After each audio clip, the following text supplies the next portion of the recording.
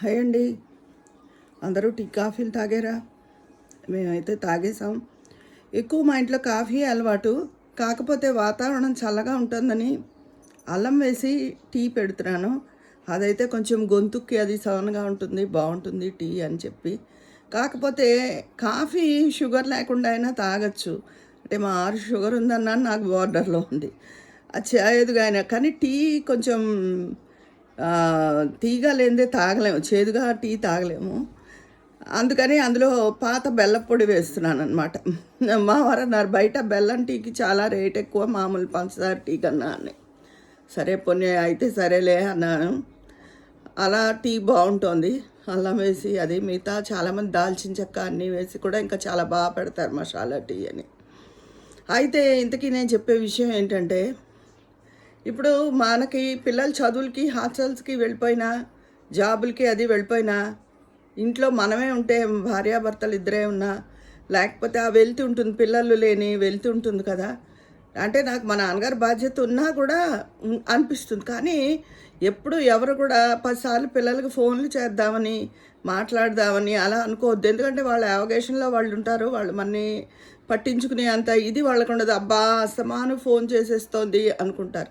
అలాంటి అవకాశం మనం ఎందుకు ఇవ్వాలి? మన ఎవ్వరు ఎంత క్లోజ్ రిలేషన్లో అయినా సరే, హస్బెండ్ అండ్ వైఫ్ అయి ఉండొచ్చు, పిల్లలతో అయి ఉండొచ్చు, ఎప్పుడు కూడా అసలు పిల్లల కన్నా పిల్లల మీద ప్రేమ ఉంటుంది, కానీ హస్బెండ్ అండ్ వైఫ్ రిలేషన్కే ఎక్కువ ప్రిఫరెన్స్ ఉంటుంది. ఎందుకు చేసిందో అని హస్బెండ్ అనుకుంటాడు,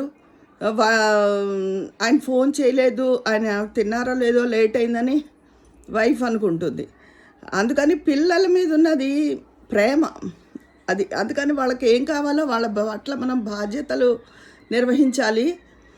అంతే తప్ప వాళ్ళ నుంచి మనం ఏం ఆశించకూడదు.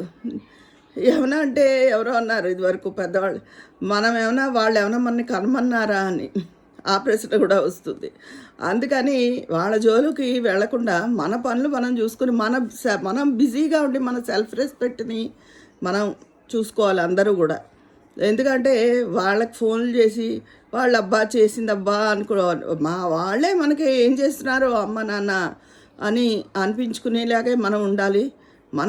మనం బిజీగా ఉండాలి. మన పనులు, వంట పనులు, ఇల్లు సర్దుకోవడం చేయదలుచుకుంటే 1,00,000 పనులు ఉంటాయి ఇంట్లో మనకి. అవి అయిపోయాక మన ఎవరి సొంత అవగేషన్స్ వీడియోలు చేసి వాళ్ళు వీడియోలు అదే ఈ యూట్యూబ్లో ఉన్న వాళ్ళు, అది కుట్లు అల్లికలు వచ్చిన వాళ్ళు, ఎవరు చాలా పనులు చేయదలుచుకుంటే ఎన్ని పనులైనా ఉంటాయండి. అంతేగాని ఈ ఫోను అనే దానికి మాత్రం దొరికిపోకండి. ఇది ఒక వ్యసనం. ఫోన్ మాట్లాడడం ఎవరితో ఒకటి, దానివల్ల మనం సెల్ఫ్ రెస్పెక్ట్ కోల్పోతాం. ఫ్రెండ్స్తో అయినా సరే, ఎవరితో అయినా సరే అది వాగుళ్ళే తయారవుతుంది. నేను చెప్పింది అర్థం చేసుకోండి.